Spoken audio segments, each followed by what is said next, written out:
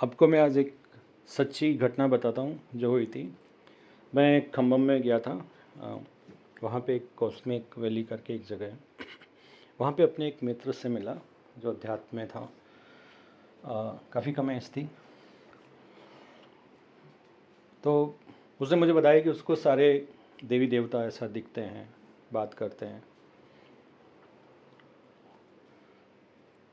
मैंने उनको बोला नेक्स्ट क्या है। फिर उस दिन हमने आई थिंक पूरी रात को बात करी वहाँ पर खम्भम जो कॉस्मिक वैली, यहाँ पे रात से लेकर सवेरे तक बात की। बात करने के बाद जो नतीजा हमारा डिस्कशन का निकला, मैंने उनको बोला कि तुम्हें अब आत्मस्वरूप बनना है। अभी तुम बहुत हो गए कि दूसरी सीलिंग के नीचे आप अटके हुए हो।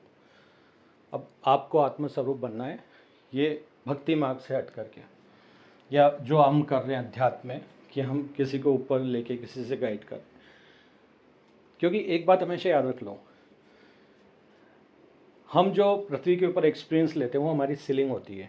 मतलब उससे ऊपर हम लोग जब तक नहीं जा सकते, जब तक दूसरा जन्म लेके खुद यहाँ पे एक्सपीरियंस लेके उसके आगे अपना रियलाइजेशन पृथ्वी पर नहीं होता है। आत्मा को तो सारा ज्ञान मालूम है, लेकिन पृथ्वी पर रुके करना होता है।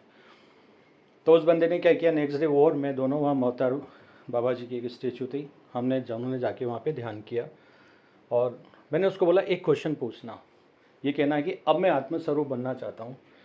मैंने कहा तुम्हारे गुरु बहुत खुश होंगे। उनको इसलिए खुशी होगी क्योंकि वो नेक्स्ट आगे का मार्ग है जो आपको लेना है। उस मित्र ने वैसा ही किया। नेक्स्ट डे महाअवतार बाबा जी से हम लोग बैठे हुए थे, मैं आँख बंद किया था, वो भी आँख बंद किए। तो उसने देखा महाअवतार बाबा जी है, उसने बोला कि महाअवतार बाबा जी मेरे को अब आत्मस्वरूप बन रहा है, मेरे को फलाना फलाना ने पूछने के लिए बोला है। पता है क्या है? वो बोला पहली बार महाअवतार बाबा जी ने मुझे अपनी गोदी में लेटाया और बहुत प्यार किया, इतने खुश हुए वो पूछो मत। तो ये एक मैसेज है, ये मैसेज है उन सब लोगों के लिए जिनको लगता है कि उनको देवी देवता दिखते हैं, लेकिन वो इसलिए आपको दिखते हैं कि वो जितना उन्होंने चेतना जागृत करी उतना ही ज्ञान दे सकते हैं, उसके आगे का नहीं दे सकते, क्योंकि ये प्रकृति के नियम के विरुद्ध है। आप जितने भी चैनलिंग वाले देख रहे हो जो कि हायर ज्ञान आ रहा है, वो सारे हायर बीइंग है दूसरे प्लैनेट्स पे, जो ऑलरेडी माया के अंदर ये सारे एक्सपीरियंस किए हुए हैं।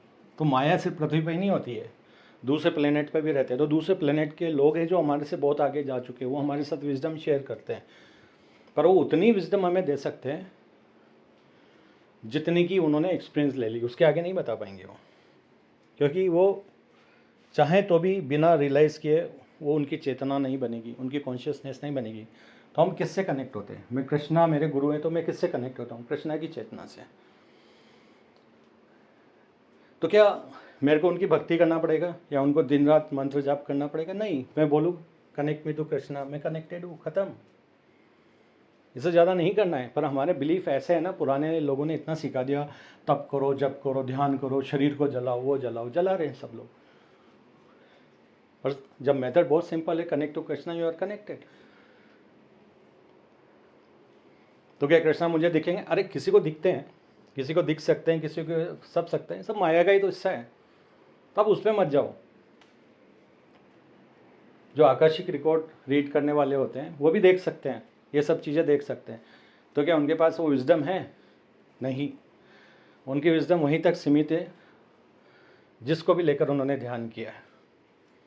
तो इससे आगे मुझे चेतना बढ़ाना है तो क्या करना पड़ेगा? सबसे बड़ा गुरु तो आपकी आत्मा है। इससे बड़ा गुरु कहाँ ढूंढ रहे हो आप? ये तो वही वाली बात हो गई, मतलब ऐसा घुमा के कान। अगर आपकी आत्मा को लगता है कि आप इसको गुरु मानते हैं तो उस लिमिट तक की आपको नॉलेज दे देंगे, और आपको लगता है आत्मा है तो फिर आप अनलिमिटेड ज्ञान से प्राप्त हो जाओगे।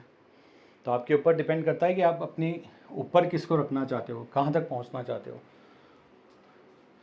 और जब पहुँच ही ना है ऊपर, जब मालूम है कि इसके ऊपर है, तो फिर मेरे को हिमालय, वो कहते हैं ना माउंटेन या हिमालय पे बीच में आगे क्यों अटक जाना है? चढ़ना है ना, फिर चोटी तक ही जाना है ना, शीर्ष तक पहुँचना है ना, यही तो हमारा मकसद होना चाहिए।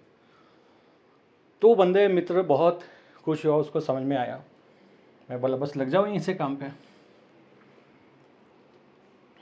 फिर हमने काफ़ी टाइम एक साथ बिताया और साथ में हम रहे, और बहुत सारी ऐसी नॉलेज का आदान प्रदान किया, विजडम का आदान प्रदान किया। तो विजडम बहुत ज़रूरी है, क्योंकि जब तक आपके पास विजडम नहीं होगी, आपको ये नहीं पता होगा जाना कहाँ है, तो आप तो लगेगा जहाँ पे मैं हूँ बस यही ख़त्म, बस इसके आगे कुछ नहीं करना है। जहाँ बोल दिया कुछ नहीं करना तो फिर आगे नहीं बढ़ोगे, क्योंकि आपका बिलीफ बन गया यही मेरी सीलिंग है, यही मेरा मकसद है। लेकिन हर पल आपका मकसद है। अगर आपको कोई नई चीज़ मिल रही है तो फिर आपको आगे जाना है। फिर उस पल में न्यूज़ मिली, आगे हो सकता है इस समय का डेस्टिनेशन ये है, लेकिन आपको हर पल में नया नया डेस्टिनेशन नॉलेज मिलेगी, आपको आगे बढ़ते रहना है। और इसी को अध्यात्म कहते हैं, इसी को कहते हैं आत्मज्ञान प्राप्त करना, ब्रह्म ज्ञान ज्ञात करना। ब्रह्म ज्ञान से ऊपर बड़ा है आत्मज्ञान। क्योंकि ब्रह्मांड तो अभी भी यूनिवर्स थी, अभी भी फिजिकल एंटिटी है, और ब्रह्म ज्ञान भी छोटा है। सत्य की खोज करो, आत्मा की खोज करो, आत्मा को कनेक्ट हो जाओ और रियलाइज़ करो। ज्ञान लेने से कुछ नहीं होता है, रियलाइज़ करो। प्रैक्टिकली जब करो तो वो ज्ञान वहाँ पे यूज़ होना चाहिए, तब जाके वो आपकी चेतना बनेगा। वरना ज्ञान है, अहंकार कर सकते हो, लेकिन रियलाइज़ कब करोगे? रियलाइज़ करने पे वो आपकी चेतना बनेगा, समझो। और आप मरने के बाद, मतलब ये फिजिकल वर्ल्ड छोड़ने के बाद, जब इस सपने से बाहर आते हो जीवन से, तो आप लोगों को उतना ही गाइड कर सकते हो, आपको उतना ही अलाउड है जितना आपने शरीर रहते हुए सीखा है, शरीर में रहते हुए सीखा है। तो यही मौका है, सुनहरा मौका है, बढ़ाओ अपनी चेतना, ताकि आप ज़्यादा से ज़्यादा दूसरे लोगों की मदद कर सको, यहाँ भी और मरने के बाद भी, और आपके किसी के आध्यात्मिक गुरु बन सको। तो ये आगे का मार्ग है। आपका कल्याण हो।